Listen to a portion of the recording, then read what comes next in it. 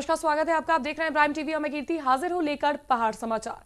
हालिया के विधायक अवतार सिंह बढ़ाना रुड़की पहुंचे। बता दें कि उत्तराखंड में आई आपदा में पीड़ितों की मदद के लिए विधायक अवतार सिंह एक सप्ताह के दौरे पर आए हैं। उनका कहना है कि वो पार्टी राजनीति से ऊपर उठकर जनता की मदद करना चाहते हैं। उन्होंने पहले रुड़की की एक निजी जगह पर किसानों के साथ बातचीत की। बातचीत के दौरान वहां किसान सहित किसान नेता और कार्यकर्ता भी मौजूद रहे। तो आपको बता दें कि हालिया के विधायक अवतार सिंह बढ़ाना उत्तराखंड में आई आपदा को लेकर पीड़ितों के बीच पहुंचे और उनसे मदद की बात कही। उनका साफ तौर पर कहना था कि राजनीति के ऊपर उठकर जनता की मदद करना चाहते हैं वो, इसलिए वो रुड़की पहुंचे हैं। वहीं रुड़की की एक निजी जगह पर भी किसानों के साथ उन्होंने बातचीत की। बातचीत के दौरान वहां किसान नेता और कार्यकर्ता भी मौजूद रहे।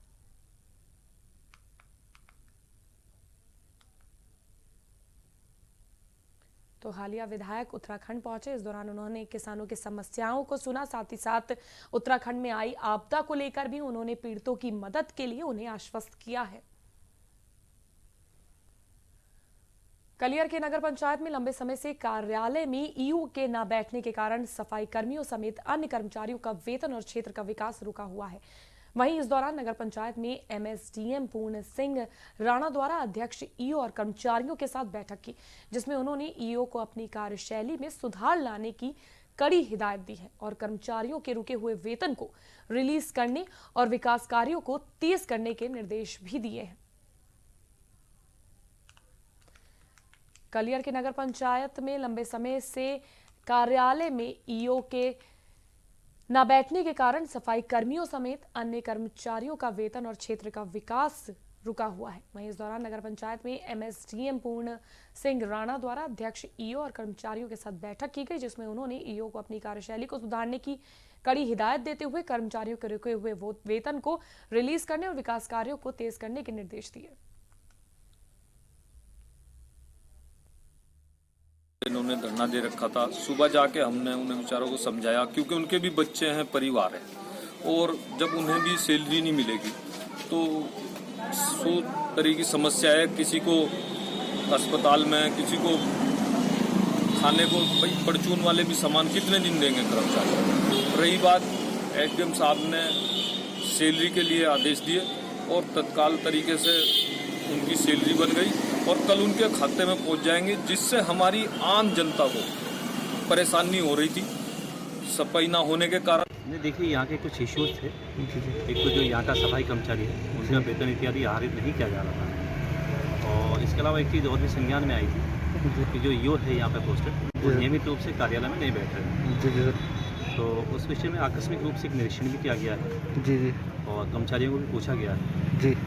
तो कहीं ना कहीं ये भी पुष्टि हुई रही है कि ये नियमित रूप से ऑफिस में नहीं आ रहे हैं और उनके द्वारा कार्यों का डिस्पोजल भी नहीं किया जा रहा है जी। तो इनको एक कड़ी हिदायत भी दी गई है।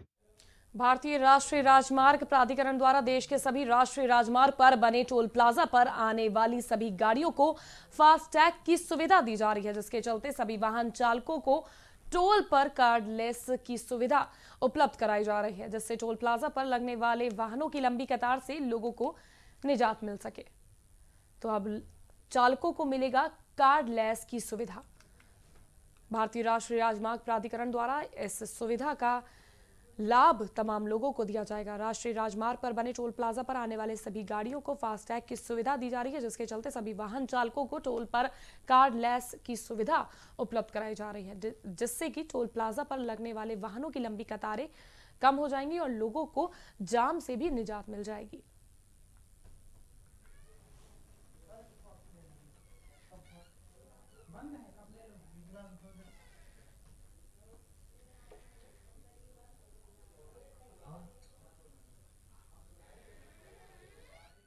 लोकल हैं तो लोकल चार्जेज हैं, और फास्टैग से लोगों को एक सबसे बड़ी जो सुविधा मिलने वाली है वो ये है कि उनको समय नहीं लगना है टोल प्लाजाओं पे, कहीं रुकना नहीं है, उनको रन थ्रू वे जाना है। सबसे बड़ी जो कैशबैक की व्यवस्था गवर्नमेंट ने दी है, यदि 24 घंटे के अंदर आप किसी भी टोल प्लाजा को क्रॉस करते हैं और देन कम बैक कर जाते हैं 24 घंटे के अंदर, तो मसूरी में वन प्रभाग में आयोजित कार्यक्रम में जम्मू कश्मीर से आए किसान ने बताया कि उत्तराखंड के खेत लेवेंडर की खेती के लिए माकूल है। यहाँ पर्याप्त मात्रा में लेवेंडर की खेती की जा सकती है, जिसकी आजकल देश विदेश में बहुत मांग है। किसानों ने बताया कि वो लेवेंडर की खेती से अच्छी खासी आय अर्जित कर रहे हैं। उन्होंने कार्यक्रम में आए किसानों को लेवेंडर की खेती के बारे में विस्तृत जानकारी भी दी और बताया कि जम्मू कश्मीर, हिमाचल, उत्तराखंड में लेवेंडर की खेती के लिए माकूल मौसम है और ऊंचाई वाले क्षेत्रों में इसकी भरपूर मात्रा में खेती होती है। तो मसूरी वन प्रभाग में आयोजित कार्यक्रम में जम्मू कश्मीर से आए किसानों को लेवेंडर की खेती के बारे में उत्तराखंड के किसानों ने बताया। उन्होंने बताया कि किस मौसम में इस खेती को किया जाता है और लेवेंडर की खेती करने से उन्हें कितना मुनाफा होता है। हर चीज को लेकर उन्होंने जम्मू कश्मीर से आए किसानों को इस बारे में विस्तृत जानकारी दी।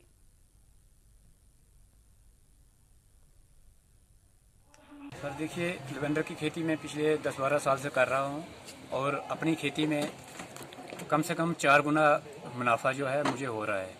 और वही खेती में यहाँ उत्तराखंड से जुड़े किसानों को भी बताना चाह रहा था इस बारे में। और यहाँ का जो फॉरेस्ट डिपार्टमेंट है उन्होंने मुझे इनवाइट किया और यहाँ पे किसानों को इकट्ठा किया है और इन लोगों को मैंने पूरी डिटेल में बता दिया कि इसको शुरू से आपने कैसे लगाना है, आगे इसकी खेती करनी है तो कैसे प्रोसेसिंग तक कैसे आपने शुरू करना है और लास्ट तक आपने कैसे और कितना फ़ायदा आपको मिलेगा, वो सारा कुछ मैंने इनको डिटेल में समझा।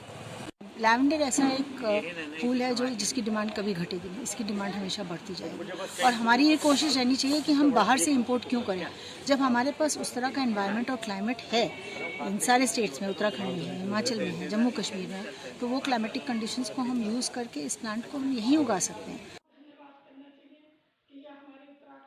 से हमारे संवाद तो वहीं इस खबर पर हमारे साथ इस वक्त हमारे संवाददाता उत्तराखंड से हमारे साथ जुड़े हुए हैं। उत्तराखंड तो शुभम, मैं आपसे जानना चाहूंगी कि किस तरह की जानकारी दी गई लेवेंडर की खेती जो उत्तराखंड के किसान कर रहे हैं, उन्होंने जम्मू कश्मीर के किसानों को किस तरह से उन्हें ये चीज समझाई और किस तरह का कार्यक्रम रहा? जी बिल्कुल, बता दो कि वन विभाग जो हमारे आयोजित कार्यक्रम में जम्मू कश्मीर से आए किसान जो भारत भ्रमण में है, बताया जा रहा है उत्तराखंड के लिए जो खेत लेवेंडर की खेती है बहुत अनुकूल माना जा रहा है कि मसूरी में जो खेती बहुत अनुकूल रहेगी, इससे आजकल देश विदेश में बहुत मांग है इसकी। और बता दो कि पहले जो है यहाँ अनाज की खेती करते थे लेकिन जिसमें पर्याप्त मात्रा में नहीं हो पा रहा था, उसके लिए इसके बाद जो है लेवेंडर की खेती यहाँ शुरू कर दी गई है। जी तो क्या जम्मू कश्मीर के जो किसान आए थे, तमाम जो जानकारियां उन्हें मिली वो उससे संतुष्ट हैं? किस तरह का उनका अनुभव रहा? तमाम जानकारी मिली उससे बहुत संतुष्ट है और कहीं ना कहीं देखा गया है कि यहाँ के जो लोग हैं उनके अंदर एक उत्साह, जिसके बाद जो आज कार्यक्रम जिस तरीके से यहाँ पर जो मौसम भी बहुत अनुकूल है और इसकी खेती से जो लोगों को लाभ भी रहेगा और 15 साल तक ये जो पौधे फूल देते हैं, इसमें जो है कहीं ना कहीं जो है यहाँ के किसानों को मदद रहेगी। जी आप हमारे साथ बने रहिए और इस खबर पर जानकारी देने के लिए बहुत बहुत शुक्रिया। तो उत्तराखंड में लेवेंडर की खेती जिस तरह से हो रही है उसी तरह से इसका उपयोग जम्मू कश्मीर में वहां के किसान किस तरह से कर सकते हैं और क्या लाभ वो प्राप्त कर सकते हैं, इसके बारे में एक कार्यक्रम किया गया और उन्हें तमाम विस्तृत जानकारी दी।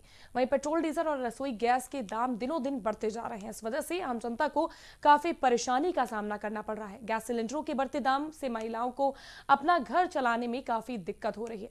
बढ़ती हुई महंगाई को लेकर पूर्व छावनी परिषद उपाध्यक्ष महेश चंद का कहना है कि सरकार को आम जनता से कोई लेना देना नहीं है और जनता महंगाई की मार से त्रस्त है। चलिए आपको भी सुनाते हैं महंगाई पर लोगों का क्या कुछ कहना है।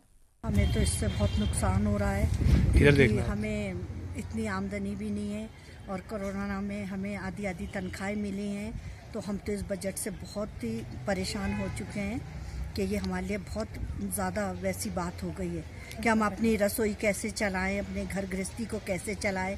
दिन पर दिन महंगाई बढ़ती जा रही है, सिलेंडर के पैसे भी बढ़ा दिए, सब्जियों के दाम भी बहुत बढ़ रहे हैं। तो हम मोदी जी से कहना चाहते हैं जो सप्ताह में आए थे कि वो इस विषय में कुछ सोचें कि हम महिलाएं क्या करें, कि कैसे अपने घर को चलाएं हम लोग के, और ढंग से हमारा कोई रोज़गार भी नहीं है। जी, इसमें मेरा कहना ये है कि भाजपा के जो तुगलकी फरमान लगातार जो भाजपा सरकार की जा रही है उससे आज यहाँ के जो नागरिकों का जीवन त्राहिमाम हो गया है। आप देख रहे हैं लगातार अभी पिछली फरवरी माह की अगर आप बात करें तो इसमें 2 बार गैस सिलेंडर के दाम बढ़ा दिए गए हैं और जबकि आप देखिए बहुत ही बुनियादी ज़रूरत गैस सिलेंडर अगर आज की तारीख में हर घर की है और उसको आप इतना आसमान छूने पे चला गया। मुझे तो ये दिन याद आता है कि जब 350 रुपये मात्र गैस सिलेंडर होता था तो भाजपा बूथ पे लेकर उन सिलेंडरों को बैठकर हल्ला और प्रदर्शन करती थी, पर आज न जाने वो जब आप कहीं गुना उनके दाम बढ़ गए, पर कहीं मुझे नज़र नहीं आती। इस सरकार को शायद भारत की जनता ने इसलिए चुना था कि वो उस महंगाई दर को कहीं नीचे के ले जाएंगे, पर ये तो आसमान आज छू रही हैं।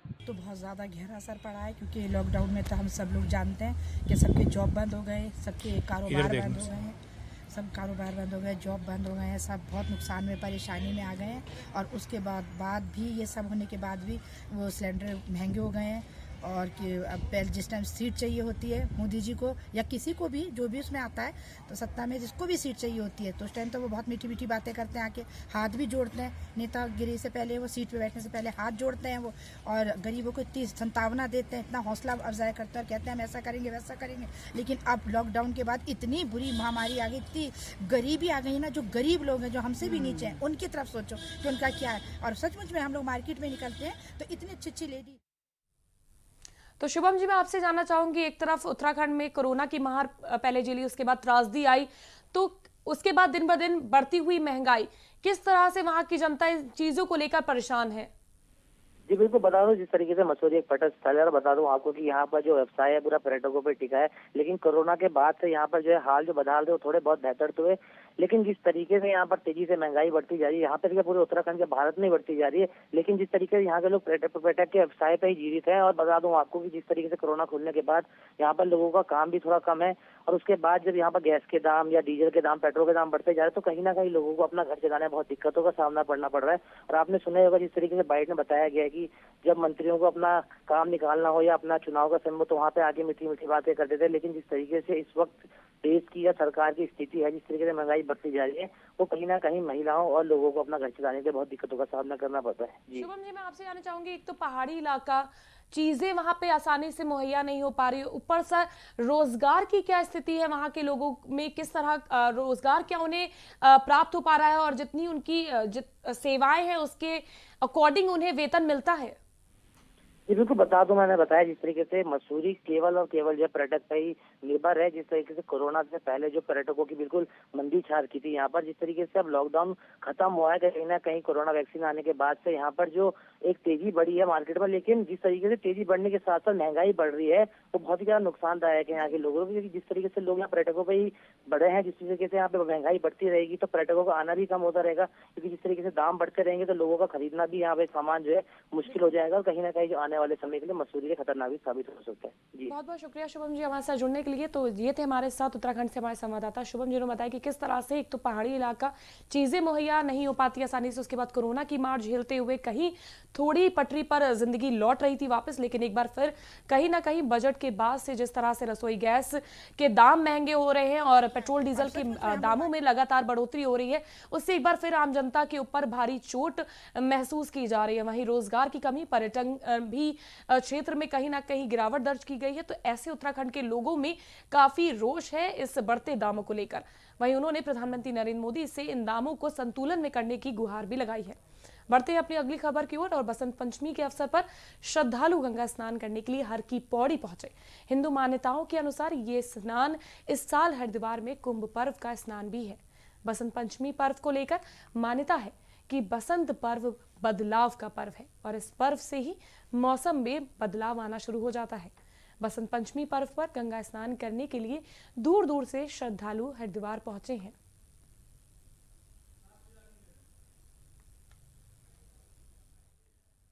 अच्छा लग रहा है, और इस कोरोना काल में सरकार की भी व्यवस्था अच्छी है, और यहाँ जो है श्रद्धालु जो है आए हैं, स्नान किए हैं, और उनको बहुत अच्छा लग रहा है। हम आए हैं जो है जनपद लखनऊ से आए हैं, अच्छा लग रहा है, और माता जी के यहाँ गंगा मैया में स्नान किए हैं। आज बसंत पंचमी का शुभ अवसर है। मैं कल आया था, कल दोपहर भी मैंने स्नान नहीं किया, लेकिन आज चमत्कार देखो गंगा मैया का। सुबह 6 बजे है, बर्फ जैसा पानी होना चाहिए, लेकिन ऐसा चमत्कार आज गंगा मैया का है कि पानी गर्म है। देखिए, हर की पेड़ी और हर की पेड़ी के आसपास या बॉर्डर्स वगैरह में हर जगह हमारी फोर्स लगी है, सेक्टर मजिस्ट्रेट लगे हुए हैं। इसके अलावा जो हमारे वॉलंटियर्स वगैरह हैं वो भी लगे हुए हैं। तो आप देख ही रहे हैं, यहाँ पे इनको हम लोग अभी ब्रीफ कर रहे थे।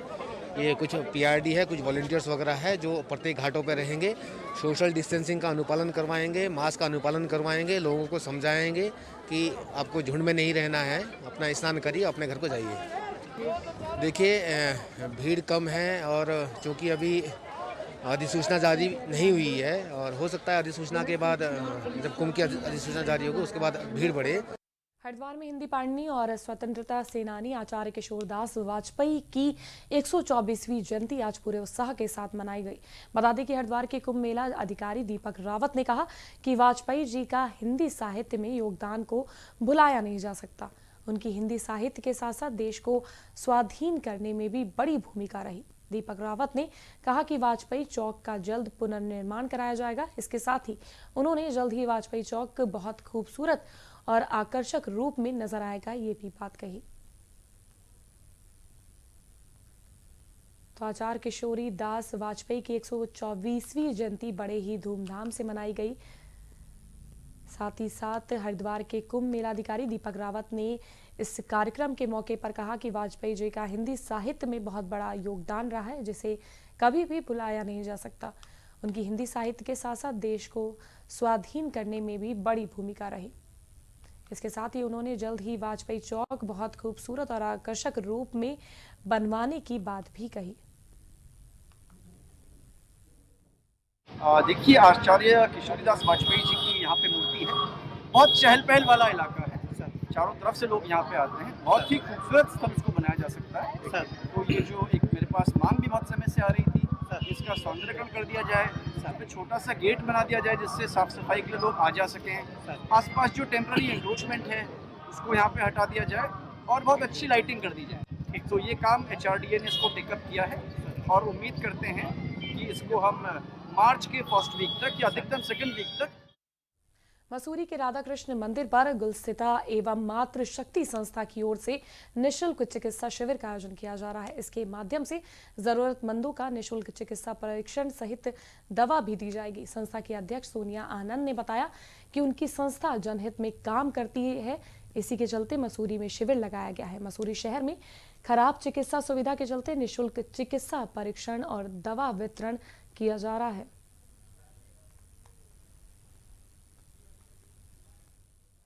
हाँ, हमने 3 डॉक्टर्स बुलाए हैं। एक रेखा श्रीवास्तव जी हैं जो जानी मानी शहर की बहुत अच्छी गायनी हैं, क्योंकि महिलाओं की काफ़ी समस्याएं हैं जिनको हम चाहते हैं कि जो डॉक्टर्स आए वो महिलाओं को अलग से हमने एक वो रूम बनाया है। और साथ ही में दूसरे जो हैं हमारे ललित चौधरी जी हैं और उनकी वाइफ है मिसेस चौधरी, डॉक्टर चौधरी, और ये एक पेट के डॉक्टर हैं और एक स्किन के हैं। तो अभी तो हमने 3 डॉक्टर्स को अरेंज किया है। हम चाहते हैं कि पहले हम इसका रिजल्ट देखें कि लोगों को फ़ायदा हुआ, दवाइयाँ मिली या उनकी प्रॉब्लम सॉल्व हो जाए, जितने भी लोगों की हो पाएंगी। उसके बाद हम नेक्स्ट कैंप। आज पूरे उत्तराखंड में वसंत पंचमी का पर्व बड़ी ही धूमधाम से मनाया जा रहा है। महिलाओं और बच्चों ने ऋतुराज का पीले वस्त्र पहनकर स्वागत किया। इस मौके पर घर घर में ज्ञान की देवी सरस्वती माता की पूजा अर्चना की गई। साथ ही साधु संतों ने गंगा में आस्था की डुबकी भी लगाई। आइए देखते हैं ये खास रिपोर्ट।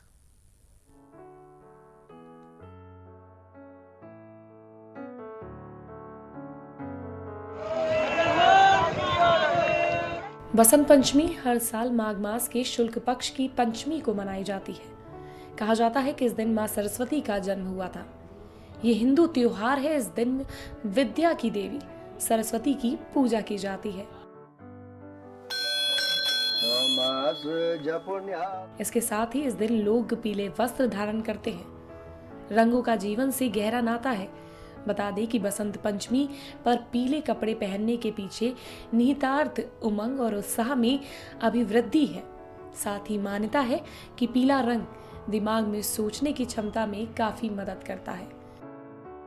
इस अवसर पर पीले फल, सब्जियां तथा खाद्य पदार्थों जैसे पीले चावल, पीली बूंदी और बेसन के लड्डू, केसर युक्त खीर का उपयोग करना बसंत पर्व पर शुभ माना जाता है। आज उत्तराखंड के विकासनगर के प्रसिद्ध हनुमत धाम में पूजा यज्ञ के साथ धूमधाम से बसंत पंचमी का आयोजन किया गया। इस मौके पर भंडारों का भी आयोजन किया गया। उत्तराखंड के अगर हम प्रसिद्ध तीर्थ स्थल ऋषिकेश, हरिद्वार की बात करें तो यहाँ आस्था के महापर्व कुंभ की शुरुआत से पहले बसंत पंचमी के दिन तमाम अखाड़ों के साधु संतों ने आज इस पावन पर्व पर ऋषिकेश त्रिवेणी घाट पर गंगा स्नान किया। इस दौरान छड़ी और त्रिशूल भालों की पूजा भी की गई। साथ ही साधु संतों ने स्नान से पहले शहर में शोभा यात्रा निकाली। इस दौरान शोभा यात्रा में श्रद्धालुओं द्वारा जगह जगह पर पुष्प वर्षा भी की गई। मैं अभी मौजूद हूँ विकास नगर के हनुमत धाम में। यहाँ पे बसंत पंचमी बड़े हर्षों उल्लास के साथ मनाई जा रही है। आपको बता दूं कि आज बसंत पंचमी है और यहाँ पे हवन पूजा, साथ ही यहाँ पे लोग जो है मिष्ठान वितरण किया जा रहा है। बसंत पंचमी एक माँ सरस्वती का जन्म भी आज है और बसंत ऋतुओं का राजा बसंत भी कहा जाता है। बसंत को आज से ही जो है फूल खिले होते हैं, फूलों पे भंवरे मंडराने लग जाते हैं और चारों तरफ हरियाली जो है आज से शुरू होने लग जाती है। यहाँ पे हमारे विशेष जो इस बसंत के जो हमारे जो विशेष पुजारी जी हैं उनसे पूछने की कोशिश करते हैं कि क्या महत्व रखता है बसंत। ये बताएं सर कि बसंत क्या महत्व रखता है अपने में। देखिए, बसंत पंचमी अपने में बहुत बड़ा महत्व रखता है। आज से जो है बसंत ऋतु का आगमन होता है। ऋतु राज इसको कहा गया है। ऋतुओं में सबसे बड़ी ऋतु जो है बसंत पंचमी है, बसंत ऋतु है। और आज प्रातः यहाँ पर तो हनुमत धाम सेवा समिति में आरती के पश्चात यहाँ पर यज्ञ हवन इत्यादि कराया गया। और जो यज्ञ हवन है हमारे हनुमत धाम के जो पंडित जी हैं, पंडित ओम प्रकाश खंडूरी जी के द्वारा और मेरे द्वारा किया गया है। और सभी भक्तों ने यहाँ पर आकर के अपना पूर्ण रूप से सहयोग किया। ये बताएं सर कि जैसे बसंत माँ सरस्वती का आज जन्म भी मनाया जाता है, किस प्रकार के पकवान, ऋतु फल किस प्रकार के पकवान बनाए जाते हैं। इसमें अधिकांश से पीले पदार्थों का प्रयोग किया जाता है, जैसे कड़ी है, पीले चावल हैं, पीला ही हलवा है इत्यादि सब पीले पदार्थों का प्रयोग किया जाता है। और कुछ मिष्ठान भी किए जाते हैं मीठे, और वो भी पीला ही होना चाहिए। वैसे पीली ही चीज़ों का है। बसंत है, फूल फूलते हैं, इसमें कलियाँ खिल जाती हैं। हर जगह बसंत का आगमन हो जाता है, अच्छा लगता है। न इसमें सर्दी ज़्यादा होती है, न गर्मी ज़्यादा होती है, सब ठीक रहता है। और मनुष्य का शरीर स्वास्थ्य एकदम बहुत बढ़िया रहता है। ये बताएं सर कि जैसे बसंत कितना महत्व रखता है। अभी बसंत सब ऋतुओं का सर्वश्रेष्ठ राजा है। और इस बसंत के उपरांत कई प्रकार के पेड़ों पे फलियां और पत्ते आने शुरू हो जाते हैं। क्या क्या पकवान बनते हैं, किस प्रकार जो है लोग परिधान पहनते हैं। और आज ये भी हमारे जो गढ़वाल क्षेत्र में है या कुमाऊं मंडल में है या जौंसार में है, आज के दिन इस बसंत पंचमी पर्व के पावन पर्व पर आज हमारे यहाँ जिस प्रकार से खेती का भी शुभारंभ हो गया है। कई लोग जो है खेतों में गोबर डालते हैं, कई लोग खेतों में बैल को जोतते हैं। तो काश्तकारों की खेती भी गाँव में खेती बाड़ी भी प्रारंभ हो गई है। और विशेष एक ये भी है कि आज गांव में जैसे जौ है तो प्रत्येक घर में जो है जौ की बालियों का वितरण किया जाएगा। सचमुच बसंत त्योहार जो ऋतुओं का राजा बसंत है, हमारे देश में ऋतुओं का जो राजा बसंत को माना जाता है। और विद्या की जो देवी है सरस्वती, उसकी पूजा की जाती है। विद्या माना जाता है कि जो विद्या की देवी सरस्वती है उसी का जन्म आज से माना जाता है। तो संपूर्ण जो है चारों तरफ हरियाली, चारों तरफ जो है फूल खिले होते हैं। कहने के जो है बसंत मन को खुश करता है। अब देखना है कि बसंत हमारा जो है इस साल कितनी हरियाली, कितनी खुशबू बिखेरता है। ये आने वाले दिनों में हम सबको पता लगेगा। विकास नगर से प्राइम टीवी के लिए विनोद अथाम। बसंत के उपलक्ष्य में अभी ये हनुमत धाम में योग धाम का जो है यहाँ पे जीर्णोद्धार भी किया गया है। और उसका जो है आज से यहाँ पे योग क्लासें भी चलेगी। योगाचार्य श्री अमित नेगी जी से पूछना चाहेंगे कि बसंत आज से शुरू हो गया है, हमारे जो शरीर पे योग करके किस प्रकार जो है हम रोगों को दूर कर सकते हैं। ओम आप सभी क्षेत्रवासियों को आज वसंत पंचमी की शुभकामनाएं। और जैसे कि आप देख रहे हैं, आज हमारे हनुमत धाम योग प्राकृतिक चिकित्सा केंद्र का नए परिसर का शुभारंभ किया गया है और सभी क्षेत्रवासियों को ये आज समर्पित किया गया है ताकि वो भी इस प्राकृतिक चिकित्सा का लाभ ले सकें और एक नए फ्लेवर में, ताकि प्रकृति की सानिध्य में रहकर हम अपने जो विकृतियां हैं, जो भी हमारे दोष हैं, दुर्गुण हैं, उनको हम दूर कर सकें। जैसे कि आप देख रहे हैं कि विगत 4 वर्षों से ये हनुमत धाम इससे योग और प्राकृतिक क्षेत्र में सबसे पुराना एक अपना योगदान दे रहा है और आज नए फ्लेवर में हमने इसको प्रतिस्थापित करने का संकल्प लिया है। और ये देख रहे हैं कि हम पिछले लॉकडाउन से भी, कि जब सारे संस्थान बंद थे तो यहाँ पर भी कई पेशेंट अपने रोगों को दूर करने के लिए आए और उनको काफ़ी लाभ भी हुआ। और हम ये चाहते हैं कि आगे भी इसी प्रकार ये सभी लोग जो जितने भी हमारे परिसर। बसंत शुरू हो गया है आज से, तो किस प्रकार जो है निरोगी हो सकता है। बसंत में जैसा ये देखा है कि एक तो ऋतुओं का राजा है और ऋतुओं का राजा, इसमें थोड़ी गर्माहट भी बढ़ने लगती है प्रकृति में और प्रकृति की छटा भी बिखेरने लगती है, इसलिए इसको ऋतुओं का राजा भी कहा गया। तो यहाँ पर जब शरीर में गर्मी बढ़ती है तो जो सर्दियों में हमारा कफ जमा हुआ होता है, क्योंकि शरीर में ठंडी बढ़ती है तो कफ जम जाता है, तो इस समय जो कफ होता है वो धीरे धीरे गर्मी के माध्यम से स्वतः ही निकलने लगता है। तो अगर हम ये प्राकृतिक चिकित्सा लें, जैसे पंचकर्म हो गया, वमन विरेचन हो गया, मालिश आदि की जाती है, उससे जो हमारे अंदर का मल होता है वो धीरे धीरे स्नायुओं में बहता है और फिर उसको वमन विरेचन आदि के माध्यम से, मिट्टी चिकित्सा के माध्यम से उसको दूर किया जाता है। तो मेरा कहने का मतलब यही है कि वसंत ऋतु एक तो नई ऊर्जा लाती है, तो ऐसे ही आप प्राकृतिक चिकित्सा के माध्यम से अपने ऊपर भी, अपने भीतर भी एक नवीन ऊर्जा का संचार करें। सचमुच बसंत का त्यौहार आ गया है और यहाँ पे योग केंद्र का भी आज उद्घाटन हुआ है।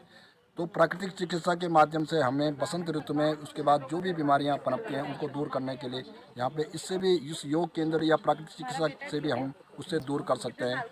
अब देखना है कि आने वाले समय में हमारे इस विकास नगर में या इस पछौदून में, इस उत्तराखंड में बसंत के बाद जो है कितनी खुशबू बिखेरती है हमारी ये बसंत, आने वाला समय बताएगा। विनोद रौथान, विकास नगर से, प्राइम टीवी न्यूज चैनल के लिए। फिलहाल के लिए बस इतना ही, लेकिन जाने से पहले आप तमाम दर्शकों को प्राइम टीवी और मेरी तरफ से बसंत पंचमी की हार्दिक शुभकामनाएं। जैसे बसंत का त्योहार तमाम खुशियां लेकर आता है, मैं भी कामना करूंगी कि बसंत का त्योहार आपके जीवन में अनंत खुशियां प्रदान करे। फिलहाल के लिए बस इतना ही। स्वस्थ रहिए, सतर्क रहिए और देखते रहिए प्राइम टीवी।